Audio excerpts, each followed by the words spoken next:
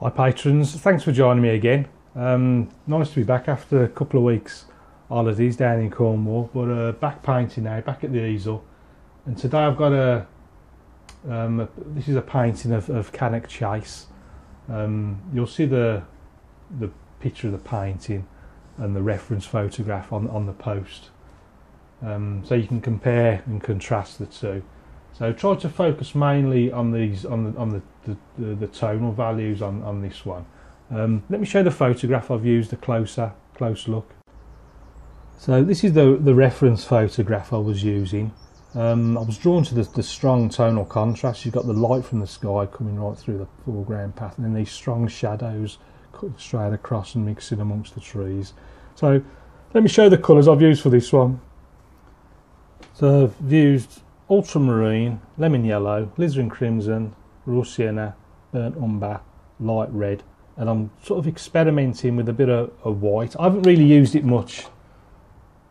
Chinese white. I've brought some of that just to have a bit of an experimentation. Didn't use it much in this painting, but see how it goes in the future.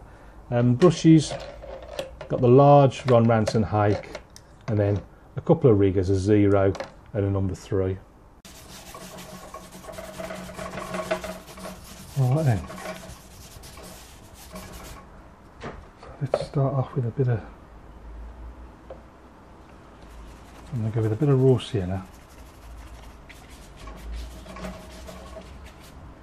A little bit of crimson in there as well. And then into the ultramarine, a bit of blue that I can see between the trees.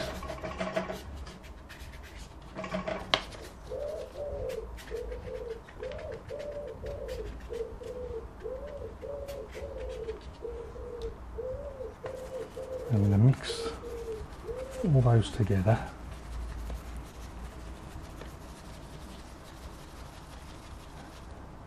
Find some distant ones. Introduce a little bit of lemon yellow in there as well. In fact, before I do that, let's just mix some little clouds there. This will let the profile of the trees show up a little bit better as well, if I just lighten that a little bit. And then against that, I'll just pop these trees in.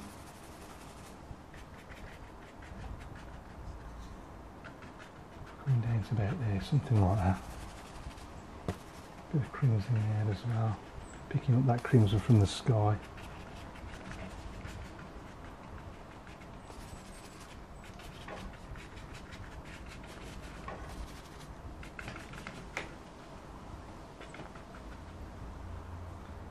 Quite a high horizon light. In fact, well, hang on, let's see how I get on first. Now what I'm using on this one, you know, is it's going to start experimenting with white, just see what sort of effects I can get with it. And let's start off with experimenting with a bit of lemon yellow, raw sienna, a little bit of lemon yellow. Let's just take a bit of that white and just see what happens.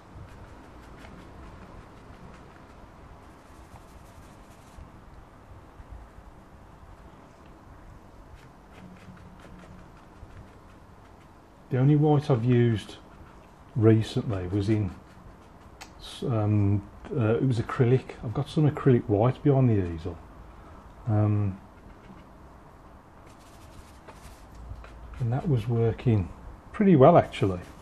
So I'm just seeing how the watercolour white works in relation to it.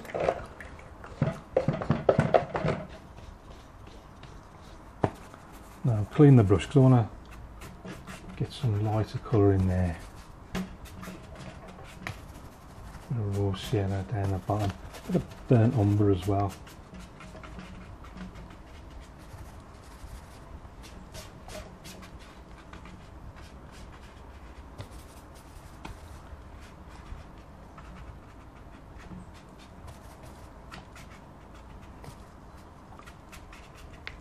A little bit of crimson.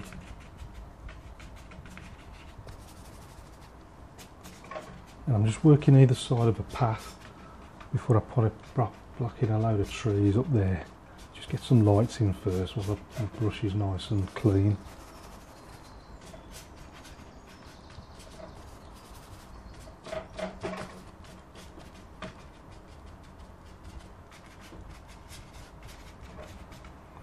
Right, now once let's clean the brush. Put in a few distant greens first, I think. Now we're right up in the sky up there.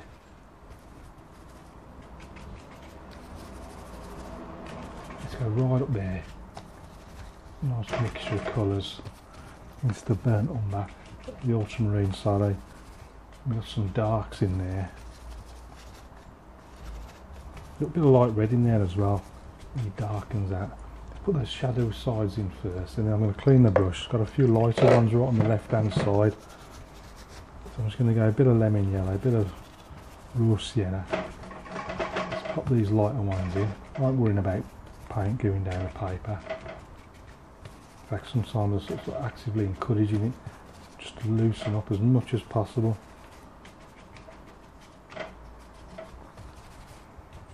Push that in there. Darks. I'll add a few shadows in when I've got the all the colour down. A few dark. While I've got that colour now, you see while that paper's dried, you see how much stronger the colours go on, how these dark bits go on. That's these darks up there, and they contrast nicely against the light from the sky. If I clean the brush, go back to some lights, sort of blend them all together on that bit there.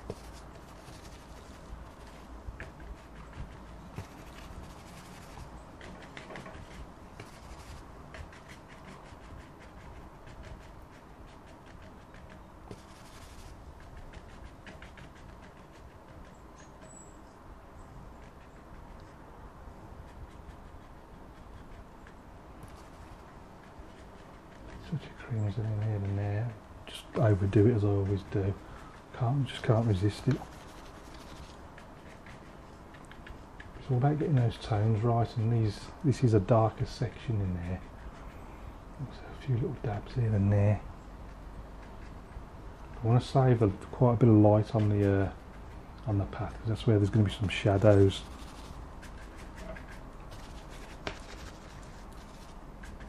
These are some darks going up there.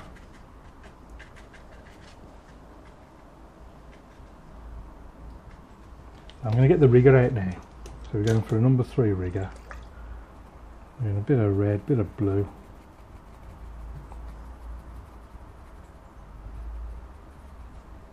And we've got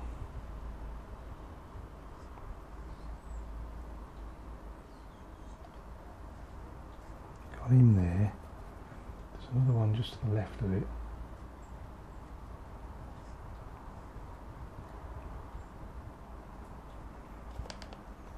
I'm just going red and blue. We got a thicker one going up there. That one goes off that way. This one goes up somewhere up there. And then just very, very light touch. Popping in all the little narrow twigs and branches and things at the end of the main trunks. Let's clean the brush, because I want to put a little bit of green foliage on the end of that.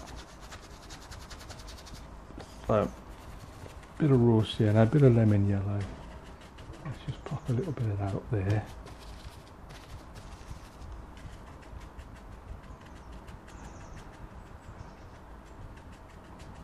Try not to just paint over everything that you've just done. Just block that in there. We've got some, I've just painted over that.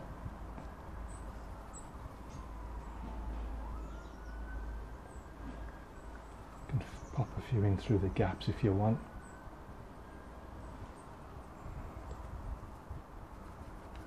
And then there's some, I've got some big trees there. I'm just going red and blue. And we've got the main trunk going up there.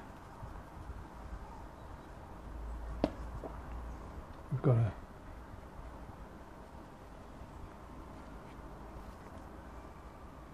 smaller one, and that's going round there like that, something like that. There's something else going up there.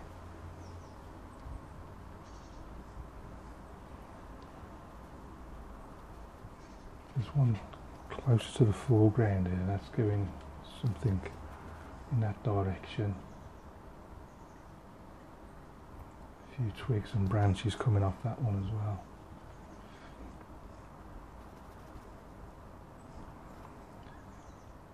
Let's just make that a little bit wider.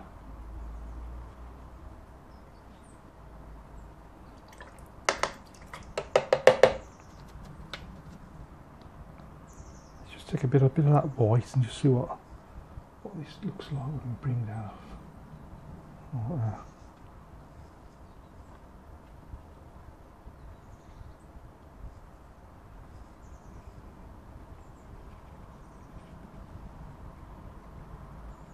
As I say, it's just purely experimenting at the moment, just see what sort of effects this stuff gives. Let's take some of that up on this side.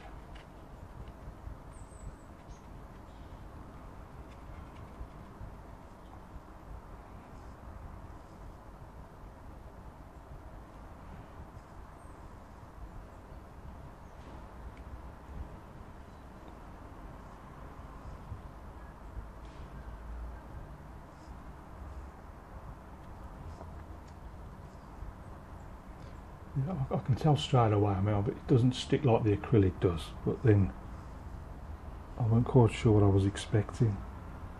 But I've only just started using it, so I've got a whole load of learning to do yet. What we got on the end of this? Let's pop it up.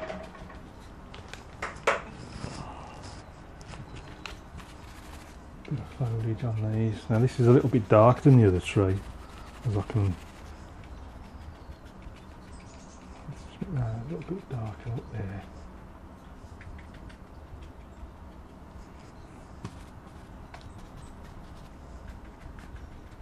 A few darker tones amongst this. Let's darken some of those. Again.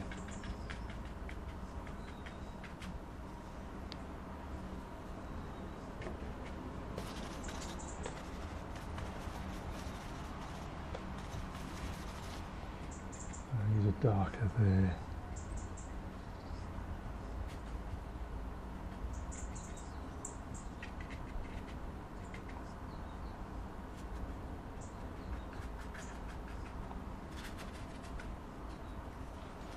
I'm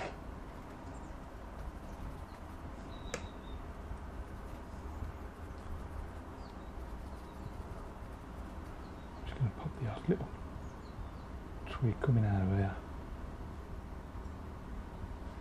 Not too much, just a hint of something going on there. Something behind it as well.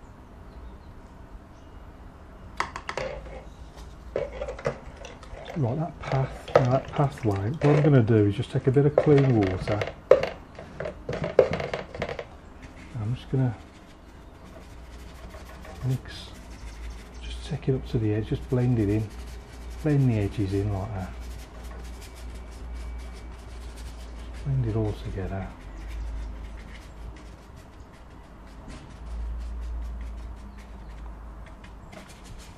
Some in there as well.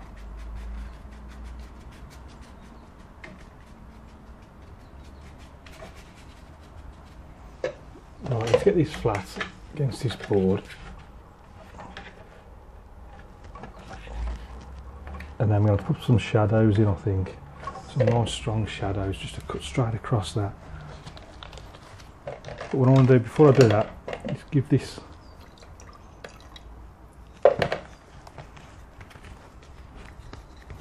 little bit of this brighter green.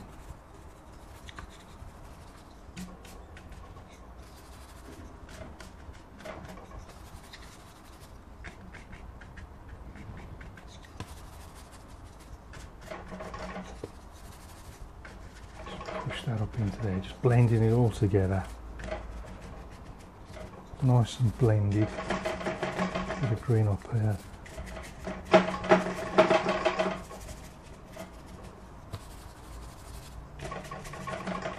Just when I'm looking at, trying not to have hard edges basically is what I'm after. Just blend everything in. No hard edges.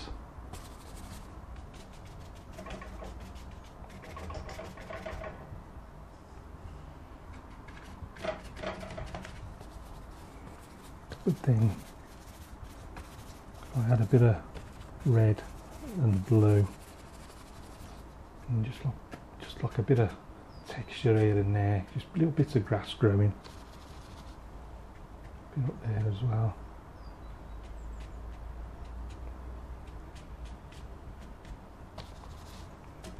Just something in the foreground there. Just adds a little bit of texture to the thing. I'm not, you know, I'm just little flicks here and there. It's so easy to overdo it, which I probably will do. But try to just copy the best bits and leave the rubbish out.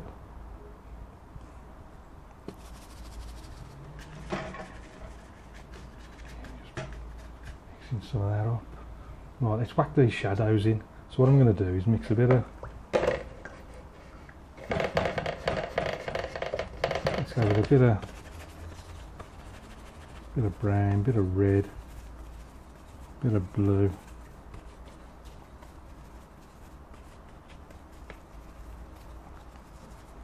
Now I want these quite strong. I'm just checking if the paper is dry enough. Because the drier the paper is, the stronger they'll go on. But I do try and do a painting without using the hairdryer. As sort of practice for when if I ever do paint outside. Whenever I've tried it in the past, that's the sort of first thing that I've noticed. Not having a hairdryer, so you're sort of at the mercy of letting the paint dry on its own. You can see it's not too wet, so I'm just going to go for it. So looking at the reference photograph, I'm trying to work out which way the light's going. I think we're sort of coming across like that. So if I pick out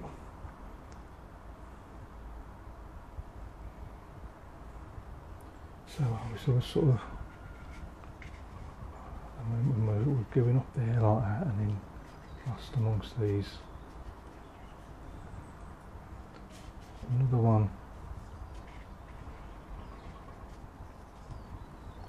Now we're up there like that.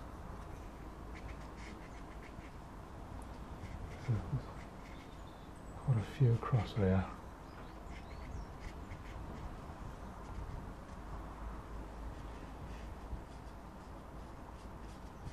Coming down there like that.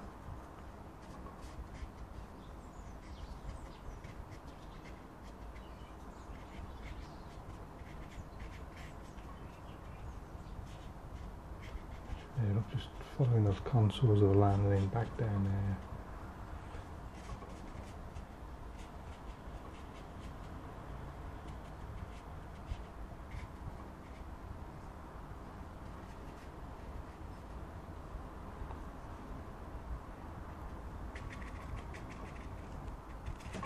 Darks amongst this lot.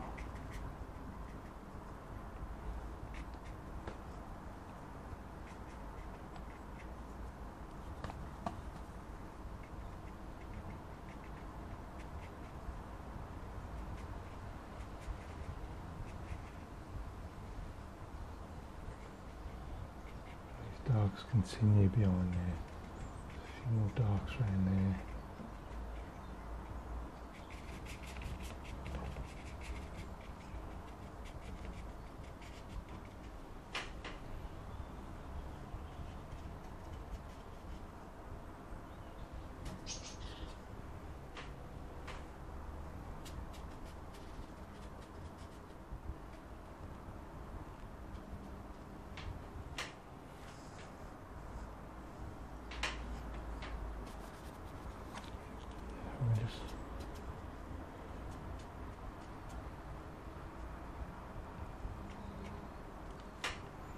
Right, now what we definitely need is a little man.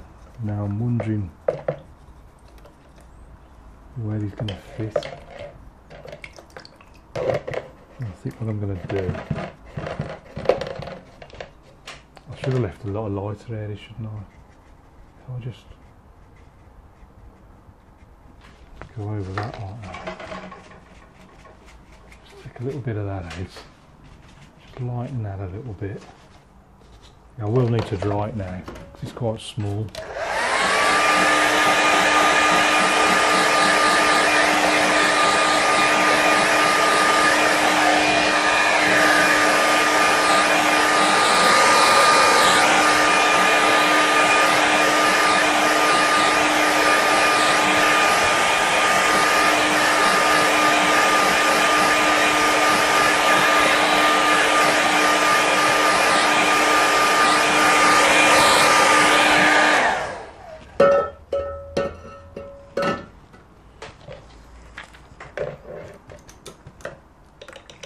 And I'll just switch to this is a size 0 rigger, just a tiny little rigger brush.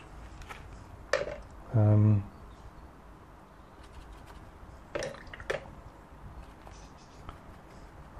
just mixing a sort of dark colour now. I'm just going very, very small.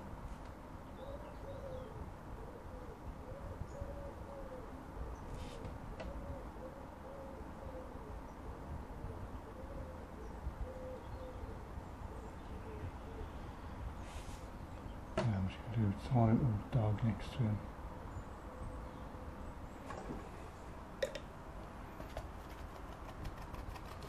And then I want just to put a few little tiny little shadows.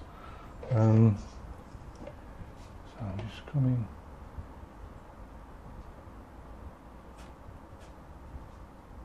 In fact, I'm going to put a few things on that level. Just to match those tones up.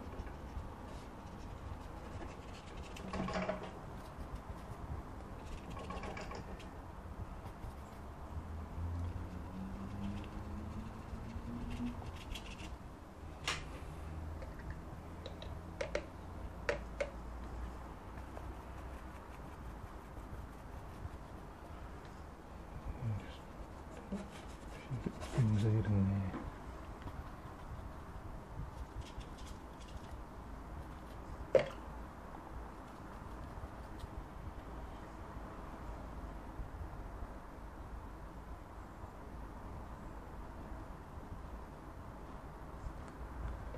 Just a few little lines.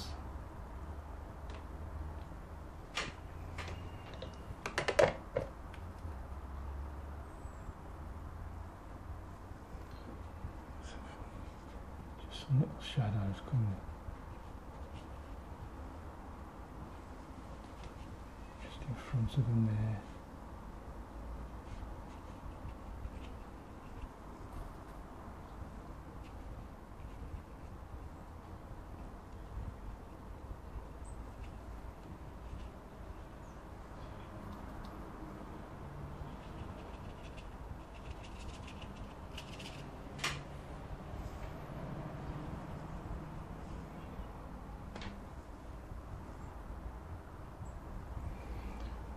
Put a little,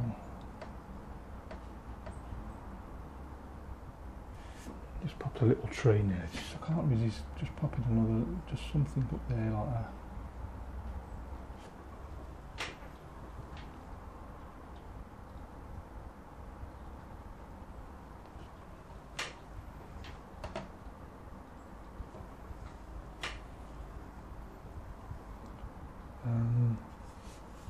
Stick some little fence posts as well. Now they always work well with shadows because you can put them on like that and then you can pull the shadows over.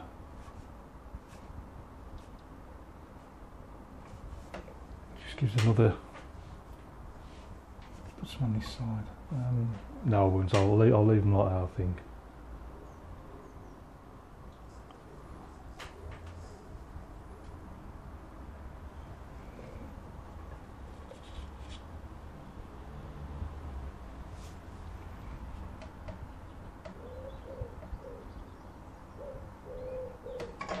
Little bird in the sky. I think I'm going to stop about there, I think.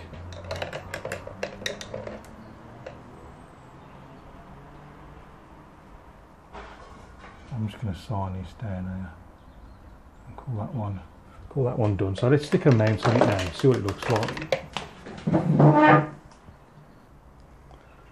So here's the painting in the mount. I think the mount really helps bring those shadows out. Yeah. So let's go and have a closer look at it. So if we look at the two together, you can see I've just changed the palette slightly. And just focused, as I always do really. I don't worry too much about colour, it's more about the tones.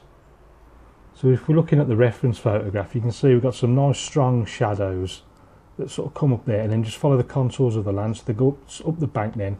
You've got some strong shadows in these trees there and then also on this side. And then a few dotted around in the background. And that's what I've focused on mainly. Again, a strong bank of shadows. See the little gaps there as well. If you can imagine, these are being cast from trees that are off the right hand side up into these. And it might take 2, 3, 4 applications before you get the strength of darkness that you want. Like over here, I mean, I must have done that about 4 times, but if you wait for it to dry and then put it on, it'll go on darker and darker and darker until you've got the desired tonal value that you're looking for. You can see it's mainly sort of green, shades of green. I mean, I've gone a bit more sort of yellowy and raw sienna with the greens. The sky was put in very, very simply. So just a touch of crimson in there as well. And then I just took off a few little clouds just so you could see the profile of those right-hand trees a little bit better. Plenty of rigger work, you can see. Sort of experimenting really. This is a first time I've ever used white, so got a bit of a learning curve with that really. I was trying to see how it compared to using acrylic. I used acrylic white, and obviously acrylic it seems to go on a lot stronger as I thought it would do. So I'll experiment with that and see how it goes in future paintings. You can see the rigger work. Lots of twigs and branches. You've got the main trunks going in where you press down hard on the brush to get the broad stroke and then lighten off as we go for all the little twigs and finer branches.